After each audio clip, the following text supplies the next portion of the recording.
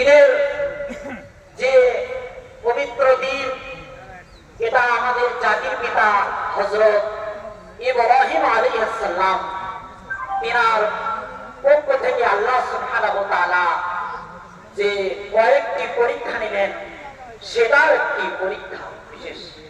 সেই জন্য আমরা সকলে জানি তিনার সব থেকে বড় পরীক্ষা প্রিয় বস্তু আল্লাহর হস্তে কোরবানি করা। মহান ভাই, আজকে আমাদের সেই পবিত্র ঈদুল আজহার দিন।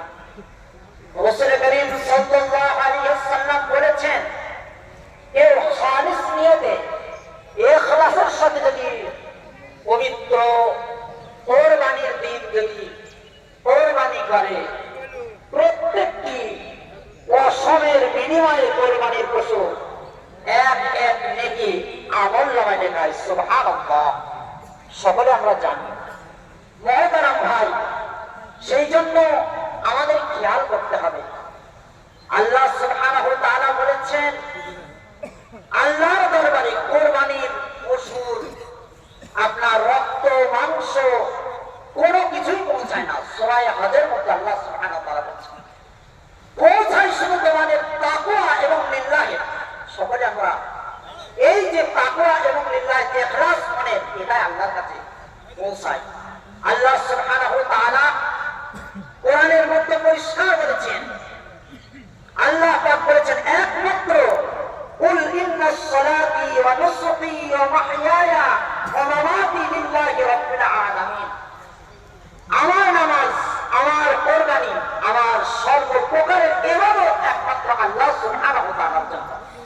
সেই জন্য আমাদেরকে খেয়াল করতে হবে, আমরা যে 7 শেয়ারে বলুন, একা বলুন, 5 শেয়ার বলুন, 2 শেয়ার বলুন, যতগুলো আমরা কোরবানি করব, সকলের আমাদের একটাই উদ্দেশ্য থাকবে, এই কোরবানিটা একমাত্র আল্লাহর উদ্দেশ্য, আল্লাহকে সন্তুষ্ট করার জন্য। দেখবেন খেয়াল করে থাকে অনেক জায়গায় রিয়াকার হয়, যেমন আমরা বলে থাকি অধিকাংশ গ্রামের মধ্যে, মহল্লার মধ্যে, আমার গরুটা, আমার পশুটা অত্যন্ত কেমন, অত্যন্ত ভালো এবং বড় এবং বড় সড়ক, এরকম আমরা একটা রিয়াকার করে থাকি। মহতারাম ভাই, এরকম লোক দেখানো মানসিক যদি আমাদের হয়, তাহলে কোরবানি আমাদের সব বরবাদ হয়ে যাবে। সেই জন্য কোরবানি একমাত্র আল্লাহ সুবহানাহু ওয়া তাআলার জন্য, আর এটাই হচ্ছে তাকওয়া। মহতারাম ভাই, পবিত্র কোরবানির দিন এমন একটি দিন, সর্বপ্রথম আল্লাহ সুবহানাহু ওয়া তাআলার কাছে কাজ, সব থেকে ভালো কাজ হচ্ছে আল্লাহ সুবহানাহু ওয়া তাআলার পশু কোরবানি করা, এটা সবচেয়ে বড় কাজ। সেই জন্য আমরা পশুটা ইখলাসের সাথে কোরবানি করব। আর পবিত্র এই যে ঈদুল আজহার দিন, আমরা একটা আমাদের এরকম ঘটে থাকে যে বিভিন্ন জায়গায় শোনা যায় দুর্ঘটনা, বাইক দুর্ঘটনা আর অন্যান্য যেসব দুর্ঘটনা থেকে আমরা খেয়াল রেখে শৃঙ্খলা বজায় রেখে আমরা কোরবানি করব। কোরবানি এমন একটি দিন, এই পবিত্র দিন আল্লাহ সুবহানাহু ওয়া তাআলা আমাদেরকে দিয়েছেন। মহতারাম আজিজে মিল্লত, আমরা সকলেই এই পবিত্র দিনকে খেয়াল রাখব। আল্লাহ সুবহানাহু ওয়া তাআলা পবিত্র কোরআনের মধ্যে বলেছেন, ইন্না আ'তাইনাকাল কাউসার, হে মুহাম্মদ, তোমাকে আমি হাউজের কাউসার দান করেছি। ফাসাল্লি লিরাব্বিকা ওয়ানহার, এবং তোমার রবের উদ্দেশ্য নামাজ পড়ো এবং কোরবানি করো। এটা সূরা কাউসারের মধ্যে বলেছে। অন্যান্য জায়গায় কোরবানির কথা বলেছে। মহতারাম ভাই, 7 অংশের কোরবানির পশু যদি একজনের নিয়তের মধ্যে যদি একটু সমস্যা থাকে, তাহলে কোরবানি সকলেরই বাতিল হয়ে যাবে, আমরা সকলেই জানি। মহতারাম ভাই, আল্লাহ সুবহানাহু ওয়া তাআলা আমাদের সকলকে কোরবানি সমর্থবান ব্যক্তিদের জন্য কোরবানি আপনার বান্দার পক্ষ থেকে সেই জন্য আমরা কোরবানিকে সঠিকভাবে সময় মতো করব।